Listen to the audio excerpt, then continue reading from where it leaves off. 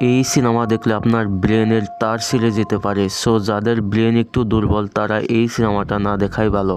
আপনার ব্রেনের ধুলাই হতে চলেছে। তো চলুন বেশি দেরি না করে ভিডিওটা শুরু করি। সো মুভির শুরুতে আমাদেরকে একটি স্কুল বাস দেখানো হয় যেখানে মেয়ে স্টুডেন্ট ছিল। তারা সবাই মিলে স্কুলের পিকনিকে যাচ্ছিল এবং সবাই এনজয় করছিল। কিন্তু তাদের মধ্যে একটি মেয়ে ছিল যার নাম ছিল মিৎসুকো। সে নোটস বই লিখতে অনেক ভালোবাসতো। সো সে কিছু একটা লেখালেখি করছিল। তখন তার বান্ধবীরা বলে, তুমি সবসময় লিখেই থাকো নাকি? দেখো আমরা সবাই কত এনজয় করছি, আমাদের সাথে এনজয় করো। এটা বলে মিৎসুকের নোটস বইটা কেড়ে নিতে চায়। তখন মিৎসুকের কলমটা নিচে পড়ে যায়। আর মিৎসুকো যখন কলমটা ওঠাতে নিচের দিকে ঝুঁকে তখনই দমকা হাওয়ার মতো কিছু একটা এসে পুরো বাস সহ বাসে যতগুলো স্টুডেন্ট ছিল সবাইকে কেটে দুভাগ করে ফেলে। এই ভয়ঙ্কর দৃশ্য দেখে তো মিৎসুকো পুরো ভয় পেয়ে যায়। সে ভাবতে থাকে যে মাত্র 1 সেকেন্ডের ভিতরে এইসব কি হয়ে গেল। মিৎসুকো যদি কলমটা ওঠাতে নিচের দিকে না ঝুঁকতো তাহলে এই ভয়ানক বাতাসটায় মিৎসুকোকেও কেটে ফেলতো। সেই ভয়ানক ধারালো বাতাসটায় সামনে যা পাচ্ছিল সব কিছু কেটে ফেলছিল। এইসব দৃশ্য দেখে তো মিৎসুকো অনেক ভয় পেয়ে যায় এবং ভয়ে দৌড়াতে থাকে। কিন্তু তখন সেই ভয়ানক ভয়ঙ্কর বাতাসটাই মিৎসুকোর পিছু নেয়। মিৎসুকো তখন ভয়ে ভয়ে আরো জোরে জোরে দৌড়াতে থাকে। সে যখন দৌড়িয়ে কিছু দূর যায় সামনে আরো 4টি মেয়েকে দেখতে পায়। মিৎসুকো তখন চিৎকার করে তাদেরকে বলে যে তোমরা সবাই নিচে ঝুঁকো, না হলে মরে যাবে। কিন্তু সেই মেয়েগুলো কিছু বুঝে ওঠার আগেই সেই ধারালো বাতাসটায় মাত্র 1 সেকেন্ডে সবাইকে কেটে ফেলে। মিৎসুকো সেখানকার শুধুমাত্র একজন মেয়েকে বাঁচাতে পারে। তখন সেখান দিয়ে সাইকেল নিয়ে আরো কয়েকজন মেয়ে যাচ্ছিল। মিৎসুকো এবং সেই মেয়েটি তাদেরকে বাঁচানোর চেষ্টা করে, কিন্তু এক নিমিষেই সেই ধারালো বাতাসটায় সেই মেয়েগুলোকেও কেটে ফেলে এবং মিৎসুকো যে মেয়েটিকে বাঁচিয়েছিল সেই মেয়েটিকেও তার চোখের সামনেই কেটে ফেলে। এই দৃশ্য দেখে তো মিৎসুকো আরো ভয় পেয়ে যায় এবং ভয়ে দৌড়াতে থাকে। দৌড়াতে দৌড়াতে একটি নদীর পাড়ে চলে আসে। এখানে এসে মিৎসুকো আরো ভয় পেয়ে যায় কারণ এই নদীতে অনেকগুলো কাটা লাশ ছিল। মিৎসুকো সেখানকার লাশের একটি পোশাক নিয়ে নিজের ড্রেস চেঞ্জ করে ফেলে।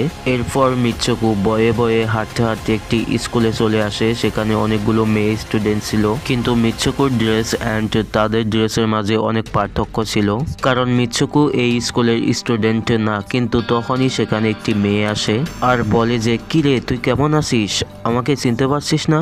আমি তোর বেস্ট ফ্রেন্ড। তখন মিৎসুকো মেয়েটিকে জিজ্ঞেস করে, তুমি সত্যি কি আমার বেস্ট ফ্রেন্ড? অ্যাকচুয়ালি মিৎসুকোর সাথে কী সব ঘটছে মিৎসুকো কিছুই বুঝে উঠতে পারছিল না। তখন মেয়েটি বলে, হ্যাঁ রে আমি তোর বেস্ট ফ্রেন্ড, তোর কি হয়েছে বলতো? আর তখনই সেখানে জোরে বাতাস আসে আর মিৎসুকো দৌড়িয়ে রুমে চলে আসে। আর মিৎসুকোর বেস্ট ফ্রেন্ডও মিৎসুকোর পিছে পিছে চলে আসে এবং মিৎসুকোকে জিজ্ঞেস করে, সত্যি করে বলতো তোর কি হয়েছে, তুই এত কাঁপছিস কেন? এমন লাগছে যেন তুই ভূত দেখেছিস। তখন মিৎসুকো বলে, আমি জানি না আমার সাথে কী সব হচ্ছে, এসব সত্যি না স্বপ্ন সেটাও আমি জানি না, কিন্তু আমরা পিকনিকে যাচ্ছিলাম, একটা ধারালো বাতাস এসে আমার সব ফ্রেন্ডকে কেটে ফেলেছে। তখন মিৎসুকোর বেস্ট ফ্রেন্ড তাকে টেনে খিড়কির সামনে নিয়ে গিয়ে বলে, এই দেখ এটা শুধু নর্মাল বাতাস আর কিচ্ছু না, তুই শুধু শুধু ভয় পাচ্ছিস। তখন মিৎসুকো স্বস্তির নিঃশ্বাস ফেলে আর বলে যে এটা হয়তো আমার খারাপ স্বপ্ন ছিল। এরপর মিৎসুকোর বেস্ট ফ্রেন্ড তার আরো 2জন ফ্রেন্ডের সাথে মিৎসুকোর পরিচয় করিয়ে দেয় আর তারা 4জন একেবারে ক্লোজ ফ্রেন্ড হয়ে যায়। এরপর তারা ক্লাস ফাঁকি দিয়ে ঘুরতে যাওয়ার চিন্তা করে, কিন্তু তখনই সেখানে ম্যাডাম চলে আসে এবং ম্যাডাম তাদের মতলব বুঝতে পারে আর তখন তারা দৌড়িয়ে একটা লেকের পাড়ে চলে আসে। এরপর মিৎসুকো তার খারাপ স্বপ্নের বিষয়ে তার নতুন 2 ফ্রেন্ডকেও বলে। তখন সেখানকার একটি মেয়ে বলে, এটা হতে পারে সত্যি, যেমন আয়নায় আমরা যেটা দেখি তার উল্টোটা ঘটে। এরপর মেয়েটি দৌড়িয়ে এসে পুকুরে একটা পাথর ছুঁড়ে মারে আর বলে যে এই দুনিয়াতে আমি পুকুরে পাথর ছুঁড়ে মারলাম, হতে পারে অন্য দুনিয়ায় আমি এটা করিনি, অন্য দুনিয়ায় হয়তো অন্য কিছু ঘটছে। আর তখনই সেই পুকুর থেকে একটা কুমির উঠে আসে আর কুমিরটা উঠে একটি মেয়েকে খেয়ে ফেলে।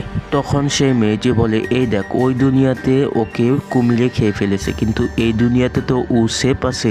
সো এটা খুবই স্বাভাবিক একটা ব্যাপার, হয়তো ওই দুনিয়াতে যা ঘটছে এই দুনিয়াতে তা ঘটছে না। এরপর তারা সেখানে একটা বিছনা দেখতে পায়, বিছনাতে 2টো বালিশ ছিল, সেখানকার একটা বালিশ উঠিয়ে তারা মস্তি করতে থাকে। আর তারা 4 বেস্ট ফ্রেন্ড মিলে যখন মস্তি করছিল তখন দূর থেকে 2টো মেয়ে তাদেরকে দেখছিল। আর এই দুটো মেয়েকে দেখে মনে হচ্ছিল যে তারা দুজনকে বিয়ে করে ফেলেছে। এরপর সেখানকার একটি ফ্রেন্ড বলে আমাদের এমন কিছু করতে হবে যেটা অন্য দুনিয়াতে পসিবল না, কারণ আমাদের ভাগ্য তো প্রথম থেকেই লেখা রয়েছে, আমরা ইচ্ছে করলেই ভাগ্য পরিবর্তন করতে পারি। এরপর তারা 4 জন মিলে দৌড়িয়ে স্কুলে চলে আসে নেক্সট ক্লাস জয়েন করার জন্য। আর মিৎসুকো যখন ক্লাসে বসে আছিল তখন তার পাশে একটা বালিশ পড়ে থাকতে দেখে। আর মিৎসুকো যখন বালিশটা ওঠাতে নিচে ঝুঁকে তখনই ম্যাডাম সব স্টুডেন্টের উপরে গুলি বর্ষণ করে। মিৎসুকো যখন বালিশটা উঠিয়ে তাকায় তখন ম্যাডাম তাকে বলে, তোর সাহস কি করে হলো ক্লাস ফাঁকি দেওয়ার, এখন তুইও মরবি। আর তখনই সেখানে দুটো মেয়ে আসে আর মিৎসুকোকে বাঁচিয়ে নিয়ে যায়, কিন্তু অন্য একটি টিচার সেই দুটো মেয়েকে গুলি করে মেরে ফেলে। আর মিৎসুকো এবারও বেঁচে যায়। আর যতগুলো স্টুডেন্ট বেঁচে ছিল সবাই সেখান থেকে দৌড়িয়ে পালাতে থাকে। তখন স্কুলের সকল ম্যাডামরা সেই স্টুডেন্টের উপরে গুলি বর্ষণ করে।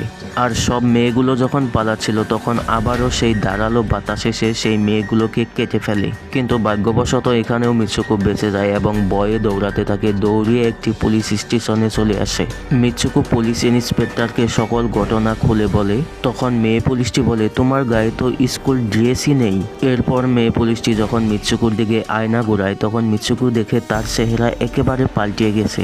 সে মিৎসুকো না, এখানকার মানুষ অন্য কোনো নামে তাকে চিনে। এরপর মেয়ে পুলিশটি মিৎসুকোকে নিয়ে একটা গাড়িতে বসায়। আর এখানে আমাদেরকে এটাও জানানো হয় যে মিৎসুকোর বিয়ে হতে যাচ্ছে। মিৎসুকোকে সবাই কংগ্রাচুলেট জানাচ্ছিল। এরপর পুলিশ মেয়েটি মিৎসুকোর বিয়ের জন্য চার্জে নিয়ে যেতে থাকে। আর মিৎসুকোকে যখন চার্জে নিয়ে যাওয়া হয় সেখানে মিৎসুকো তার বেস্ট ফ্রেন্ডকেও দেখতে পায় যে অ্যাকচুয়ালি মারা গিয়েছিল। মিৎসুকো তখন তার বেস্ট ফ্রেন্ডকে জিজ্ঞেস করে, আমার সাথে এইসব কি ঘটছে, আমি তো কিছুই বুঝতে পারছি না। তখন মিৎসুকোর বেস্ট ফ্রেন্ড বলে, এখন চুপ থাকো, আমি যেটা বলছি সেটা করো, আমাদেরকে কেউ কন্ট্রোল করছে। এরপর মিৎসুকোকে বিয়ের ড্রেস দিয়ে রেডি করানো হয়। মিৎসুকো যখন বিয়ে করার জন্য তৈরি হচ্ছিল তখন সেখানকার মেয়েগুলো মিৎসুকোর মজা করায়। এটা দেখে মিৎসুকোর বেস্ট ফ্রেন্ডে সেই মেয়েগুলোকে এক এক করে সবাইকে মেরে ফেলে। এরপর মিৎসুকো যখন বিয়ে করার জন্য এগিয়ে যায় তখন এখানে আমরা অদ্ভুত একটা জিনিস দেখতে পাই। মিৎসুকোর যার সাথে বিয়ে দিচ্ছিল সে কোনো মানুষ নয়, সে হচ্ছে একটা শূকর। আর শূকরটিকে দেখে মিৎসুকো অনেক ভয় পেয়ে যায় এবং সেই শূকরের উপরে মিৎসুকো একটা ভাঙা কাঁচের বোতল দিয়ে আক্রমণ করে দেয়। এরপর মিৎসুকো অ্যান্ড তার বেস্ট ফ্রেন্ডে সেখান থেকে পালিয়ে যেতে থাকে, কিন্তু গেটের সামনে দুটো মেয়ে তাদেরকে বাধা দেয়। কিন্তু সেই মেয়ে দুটোকেও তারা মেরে সেখান থেকে পালিয়ে আসে। আর মিৎসুকো তখন অন্যদিকে দৌড়াতে থাকে। মিৎসুকো দৌড়াতে দৌড়াতে একটি রেসের মাঠে চলে আসে। আর এখানে মিৎসুকো একটা রেসারে পরিবর্তন হয়। তখন সেখানকার মেয়ে রেসাররা মিৎসুকোকে বলছিল যে তুমি তো অনেক ভালো রেসার, তুমি দৌড়াচ্ছ না কেন, দৌড়াও। এরপর মিৎসুকো সেখানকার রেসে অংশগ্রহণ করে এবং দৌড়াতে থাকে। আর মিৎসুকো দৌড়ানোর জন্য অনেক এনার্জি ফিল করছিল। আর মিৎসুকো সেই রেসটা জেতার জন্য আপ্রাণ চেষ্টা করছিল। মিৎসুকো দৌড়ানোর সময় সেখানে তার বেস্ট ফ্রেন্ডকেও দেখতে পায় এবং তার আরও দুটো স্কুল ফ্রেন্ডকেও দেখতে পায়। আর সেই দুটো মেয়েকেও দেখতে পাই যে দুটো মেয়ে চার্চের গেটে তাদেরকে আসতে বাধা দিচ্ছিল। সেই দুটো মেয়ে দৌড়িয়ে মিৎসুকির দিকে যাচ্ছিল। তখন মিৎসুকির ফ্রেন্ড মিৎসুকিকে বলে, যত দ্রুত সম্ভব এই দুনিয়া থেকে বাইরে বের হয়ে যাও, তাহলেই তুমি বাঁচতে পারবে। এরপর মিৎসুকি দৌড়াতে দৌড়াতে একটা অন্ধকার জায়গায় চলে আসে। সেখানে অনেকগুলো মেয়ে স্কুল ড্রেসে ছিল যারা সবাই মারা গেছে। সেখানকার একটি মেয়ে এসে মিৎসুকিকে ধরে ফেলে আর বলে যে আমরা সবাই মারা গেছি, এখন তুইও মারা যাবি। আর সেখানেও মিৎসুকির বেস্ট ফ্রেন্ড এসে মিৎসুকোকে বাঁচিয়ে নেয়। এরপর মিৎসুকোর বেস্ট ফ্রেন্ডকে মিৎসুকো বলে, আমার সাথে এসব কি হচ্ছে, আমি তো কিছুই বুঝতে পারছি না। তখন মিৎসুকোর বেস্ট ফ্রেন্ড বলে, তোর কিছুই বোঝার দরকার নেই, আমি যা বলছি তাই কর। তুই কিন্তু ওদের ফাঁদে পা দিবি না, না হলে তুইও মরবি। তুই জুড়ে জুড়ে তোর নাম বলতে থাক। আর এই দেখ, আমার হাতে দুটো তার লাগানো আছে, এই দুটো তার টেনে বের করে দে। কিন্তু মিৎসুকো তার বের করতে চায় না, কারণ তার বের করে দিলে যদি তার বেস্ট ফ্রেন্ডের কিছু হয়ে যায়। তার বেস্ট ফ্রেন্ডকে মিৎসুকো অনেক ভালোবাসে, কিন্তু মিৎসুকোর বেস্ট ফ্রেন্ড তাকে বারে বারে বলতে থাকে, তার বের কর বলছি, বের কর, না হলে তুইও আমাদের মতো মারা পড়বি, বের কর। এরপর মিৎসুকো বাধ্যতামূলক তার দুটো বের করে ফেলে আর মিৎসুকোর বেস্ট ফ্রেন্ড মাঝখান দিয়ে দুই ফাল্লা হয়ে যায়। এরপর মিৎসুকো টেলিপোর্ট হয়ে ছেলেদের দুনিয়ায় চলে আসে, মানে পুরুষদের দুনিয়ায়। এর আগে যতবার মিৎসুকো অন্য দুনিয়ায় গেছে শুধু আমরা মেয়েদের দুনিয়ায় দেখেছি, মানে সেখানে শুধু মেয়েই দেখেছি, আমরা কোনো পুরুষ দেখিনি। কিন্তু এবার ফার্স্ট টাইম মিৎসুকো ছেলেদের দুনিয়ায় চলে এসেছে। আর সেখানে মিৎসুকোর একটা পোস্টারও লাগানো ছিল, যে পোস্টারটার দিকে কিছু ছেলে খারাপ নজর নজরে তাকিয়েছিল। আর তখন সেখানে একটি ছেলে আসে আর ছেলেটি এসে মিৎসুকুকে বলে তুমি এখন ফিউচারে আসো। এটা শুনে মিৎসুকু অজ্ঞান হয়ে যায় আর মিৎসুকুর যখন জ্ঞান ফিরে তখন সে দেখতে পায় যে একটা বুড়ো মানুষ গেম খেলছিল।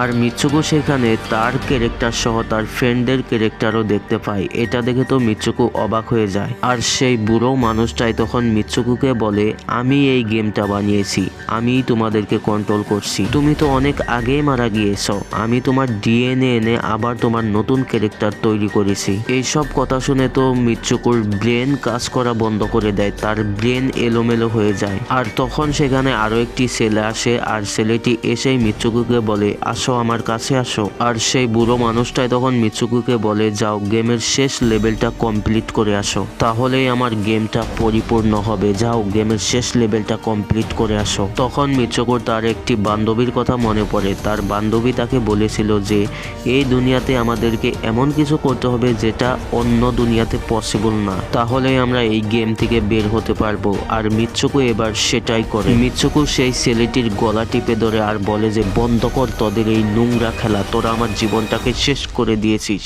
এরপর মিৎসুকু সেই বুড়ো মানুষটার লাঠি নিয়ে তার পেটের ভিতরে ঢুকিয়ে দেয় আর মিৎসুকু সেখানে মারা যায়। এরপর বুড়ো মানুষটাই অনেক চিৎকার করতে থাকে কারণ সে তার গেমটা কমপ্লিট করতে পারলো না। মিৎসুকু এরকম একটা কাজ করতে পারে কখনো সে ভাবতেও পারেনি। এরপর আমরা দেখতে পাই মিৎসুকুর যতগুলো ক্যারেক্টার বানানো হয়েছিল গেমের মধ্যে সবগুলো ক্যারেক্টার কোনো না কোনো কারণে নিজেকে শেষ করে দিচ্ছিল, মানে নিজেকে নিজেই মেরে ফেলছিল।